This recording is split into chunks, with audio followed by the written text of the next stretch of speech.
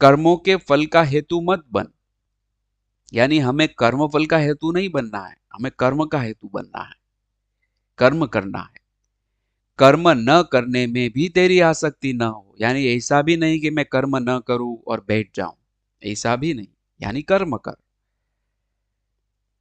तो यह सारी बातें हमने जानी कर्म के बारे में, लेकिन उसमें संघर्ष भी है, कर्म में संघर्ष है।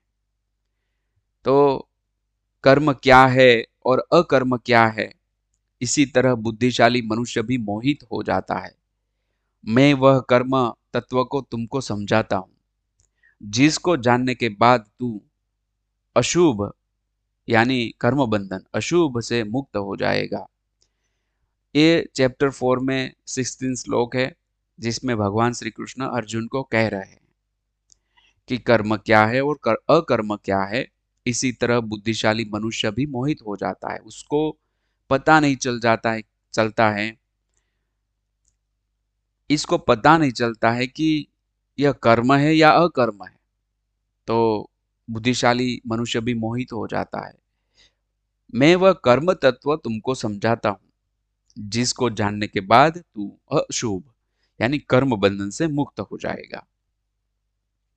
ऐसे संघर्ष चलता ही रहता है। प्रामाणिकता, फर्ज, जीवन का हेतु, दोनों के बीच में क्या करूं क्या ना करूं, मैं ऐसा कर, मुझे ये गोल है या मेरा लक्ष्य है तो ऐसा ही करना ही पड़ेगा, या तो मुझे करना पड़ता है। कभी कभी ये नहीं करना है फिर भी करना पड़ता है। इसे बहुत सारी दुविधाएं और मनोमन अंदर विषाद होता रहता है, दुख होता है। तो यह सारा संघर्ष है, हर एक व्यक्ति के जीवन में यह सारा संघर्ष चलता ही रहता है।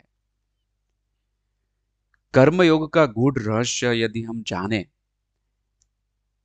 अध्याय 4 श्लोक 17, कर्मणः हि अपि बौद्धव्यम बौद्धव्यम च विकर्मणः अकर्मणः च बौद्धव्यम गहना कर्मणः गतिः।